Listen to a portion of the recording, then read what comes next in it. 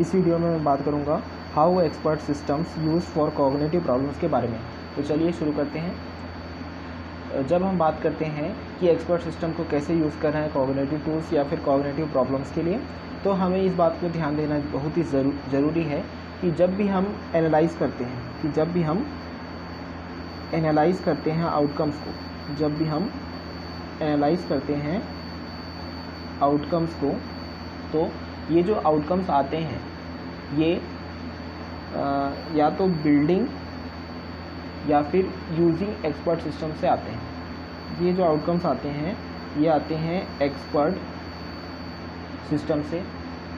तो इनके बीच में जो भी सिस्टम्स एक्सपर्ट सिस्टम से आउटकम्स आएंगे तो उनके बीच में हमेशा कुछ ना कुछ एक डिस्टिंक्शन ड्रॉन होना चाहिए।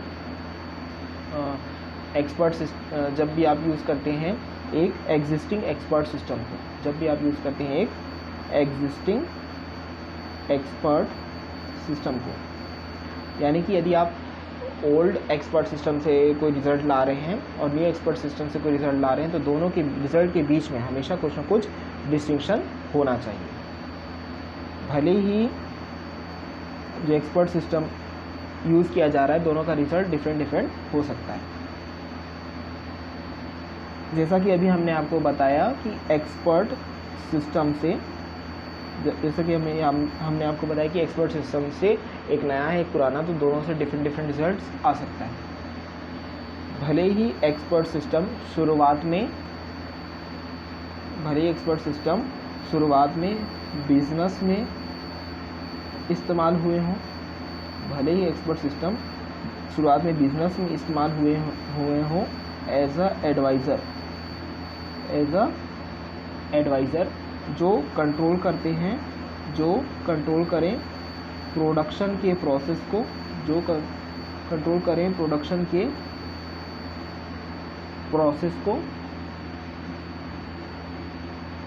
या फिर कुछ सर्टन प्रोफेशंस में भी एक्सपर्ट सिस्टम का इस्तेमाल हुआ था डिसीजन मेकिंग के लिए। फिर भी और भी बहुत सारे एप्लीकेशंस इसके हो सकते हैं। फिर भी और भी बहुत सारे क्या हो सकते हैं, एप्लीकेशंस हो सकते हैं एक्सपर्ट सिस्टम के। एजुकेशन में बहुत सारे इसके एप्लीकेशंस हो सकते हैं। चलिए आगे बढ़ते हैं। जो भी आपका एक्सपर्ट सिस्टम है ये बहुत सारे अलग अलग फील्ड्स में, स्पेशली एजुकेशन में तो बहुत अच्छे से इसका इस्तेमाल हो सकता है। एजुकेशन फील्ड के लिए बात करें तो एक एक्सपर्ट सिस्टम एक ऐसा डिज़ाइन किया जा सकता है, किया भी गया था, जिससे कि हेल्प मिलता था, जो कि हेल्प करता था। किसे हेल्प करता था? ये हेल्प करता था टीचर्स को। एक एक्सपर्ट सिस्टम डिज़ाइन किया गया था 1994 में, जो हेल्प करता था टीचर्स को कि वो प्लान कर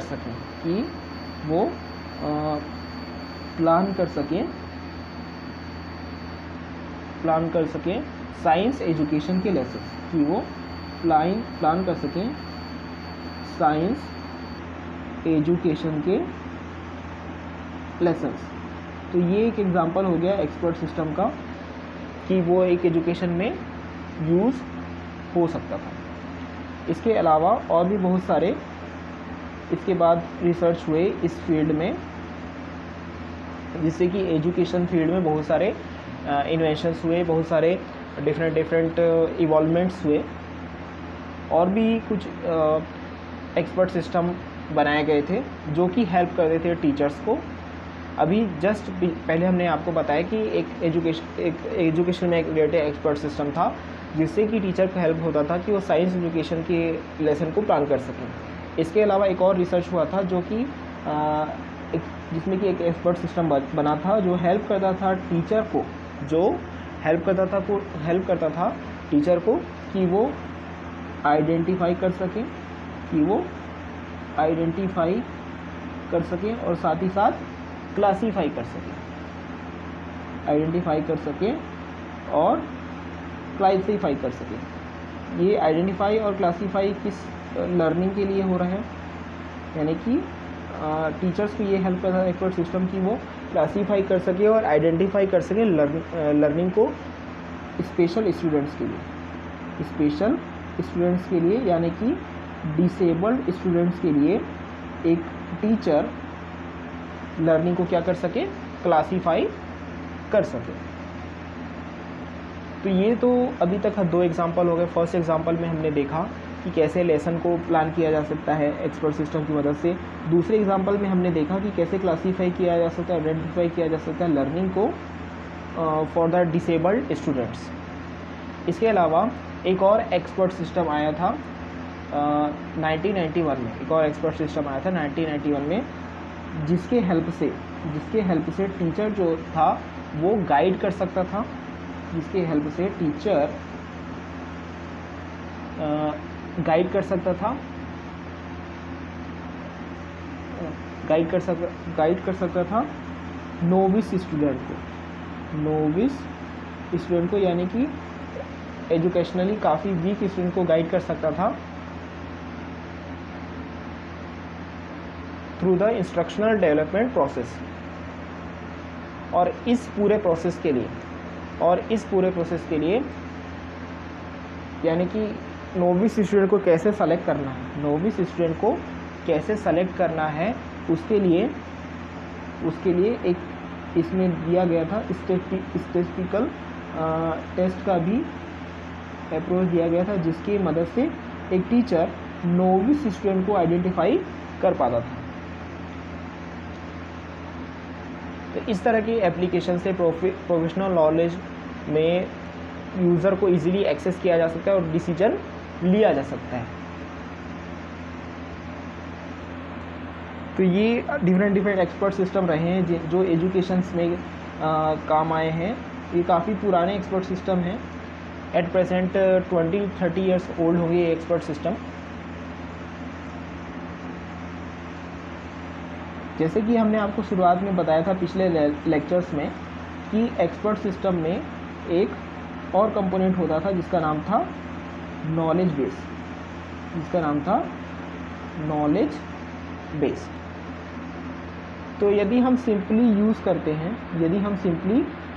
करते हैं एग्जिस्टिंग नॉलेज, सपोज हम यूज़ कर रहे हैं एग्जिस्टिंग नॉलेज बेस को,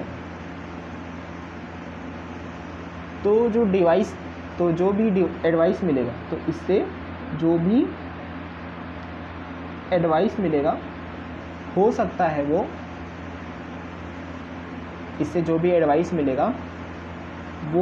हो सकता है यूज़र को इंगेज ना कर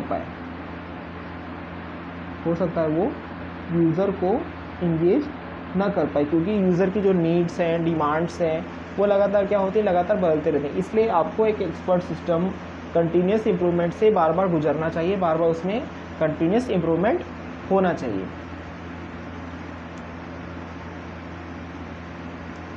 और इसके लिए इसके डिफरेंट प्रॉब्लम्स पे हमें वर्क करना पड़ता है।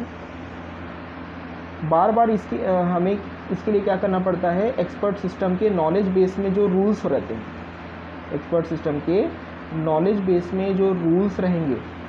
उन्हें क्या करना पड़ेगा, अपडेट लगातार करते रहना है, जिससे वो समय रहते अच्छे से डिसीजन ले सकें। तो ये तो एक्सपर्ट सिस्टम का नॉलेज बेस वाला एस्पेक्ट है। यदि हम इसकी कॉग्निटिव एस्पेक्ट की और डिस्कस करें तो हमें ये पता चलता है कि एक्सपर्ट सिस्टम को यूज़ किया जा सकता है as a cognitive tool. As a cognitive tool, और ये बात सामने आई थी 1992 के एक रिसर्च में कि जो एक्सपर्ट सिस्टम है कॉग्निटिव टूल्स में यूज़ किया जा सकता है, जिसके लिए हमें एक इंटेलेक्चुअल इन्वायरमेंट बनाना होगा। और यह इन्वायरमेंट कैसा होगा, यह इन्वायरमेंट में जो डोमेन नॉलेज है, इस इन्वायरमेंट में जो डोमेन नॉलेज है वो क्या होगा, एक रिफाइंड फॉर्म में होगा। इसमें क्या होगा, जो डोमेन नॉलेज है वो काफ़ी रिफाइंड फॉर्म में होगा, जिससे कि हमें क्या मिल सके, एक एक्सपर्ट एडवाइस या एक्सपर्ट डिसीजन मिल सके। तो यहाँ पर जो नॉलेज बनेगा इस एक्सपर्ट सिस्टम को यदि हम जब कॉग्निटिव टूल में कन्वर्ट करेंगे, इस एक्सपर्ट सिस्टम को जब हम कॉग्निटिव टूल में कन्वर्ट करेंगे और जिस कॉग्निटिव टूल के अंतर्गत एक इंटेलेक्चुअल एनवायरनमेंट होगा, तो इससे जो नॉलेज मिलेगा वो कहलाएगा आपका डिक्लेरेटिव,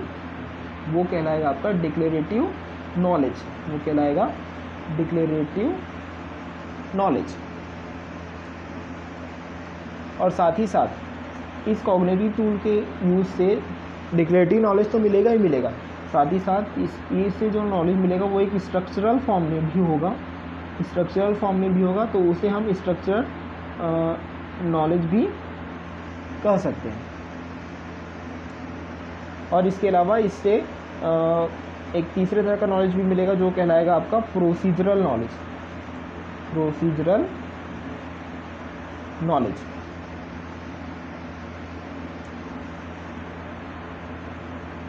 जो एक्सपर्ट सिस्टम है, जिससे अभी हमने आपको बताया कि इससे स्ट्रक्चरल नॉलेज मिलेगा, प्रोसीजरल नॉलेज मिलेगा और डिक्लेरेटिव नॉलेज मिलेगा। जब भी हम एक्सपर्ट सिस्टम को बिल्डअप करते हैं तो डिफरेंट पर्पसेस के लिए बिल्ड करते हैं। मान लीजिए हमने साइकोलॉजिकल पर्पस के लिए बिल्ड किया है एक्सपर्ट सिस्टम को, तो एक्सपर्ट सिस्टम में जो रूल्स रहेंगे वो वेल डिफाइंड होने चाहिए। और इसमें जनरली किसका यूज़ होगा, इफ़ और देन। एक्सपर्ट सिस्टम में इफ़ देन एज रूल ज़रूर होगा। जैसे ही लर्नर आइडेंटिफाई करेंगे if then structure of a domain, तो इससे जो है नेचर ऑफ डिसीजन क्लियर हो जाएगा। तो इस तरीके का यदि हम एक्सपर्ट सिस्टम को कॉग्निटिव टूल्स में कन्वर्ट करते हैं, तो यहाँ पर जो यूज़र है या जो प्रैक्टिशनर है, तो यहाँ पर उसे एक फैक्टर या फिर मेथड का यूज़ करना पड़ता है जिसे हम कहते हैं डीपर अंडरस्टैंडिंग। यहाँ पर उसे डीपर अंडरस्टैंडिंग का भी यूज़ करना पड़ेगा। जैसा कि अभी हमने शुरुआत में वीडियो में बताया था आपको कि एक्सपर्ट सिस्टम का यूज़ होता था एजुकेशन फील्ड में भी। तो जब भी हमने एक्सपर्ट सिस्टम को यूज़ किया है एज अ कॉग्निटिव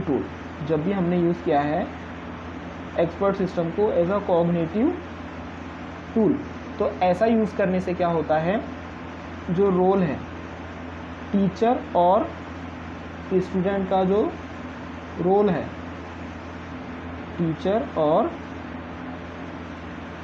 स्टूडेंट का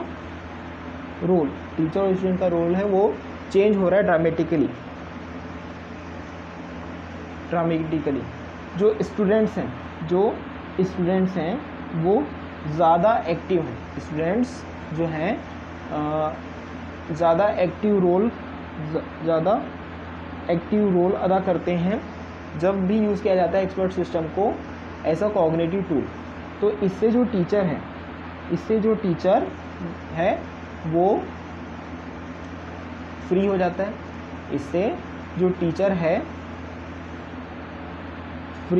है। कि वो स्टूडेंट को क्या कर सके, मोटिवेट कर सके।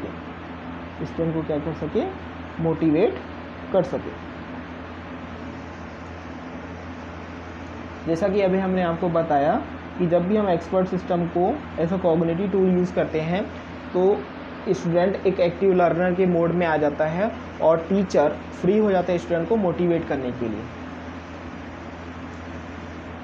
जिससे कि जो टीचर है वो एज एन एक्सपर्ट वर्क करने में उसको ज़्यादा आसानी होती है। और यहाँ पर जो स्टूडेंट है, यहाँ पर जब भी स्टूडेंट है वो क्या कर पाता है, वो एनालाइज कर लेता है, वो एनालाइज कर पाता है। किसे एनालाइज कर पाता है? नॉलेज के डोमेन को, नॉलेज के डोमेन को एनालाइज कर पाता है। तो इसीलिए हम यह कह सकते हैं कि एक्सपर्ट सिस्टम को जब हम as a cognitive tool use करते हैं तो इससे सपोर्टिव और सेल्फ डायरेक्टेड लर्निंग बहुत ही मोटिवेटेड होता है। इस वीडियो में बस इतना ही। इस वीडियो को लाइक करें, शेयर करें और हमारे चैनल को ज़रूर सब्सक्राइब करें। Thank you.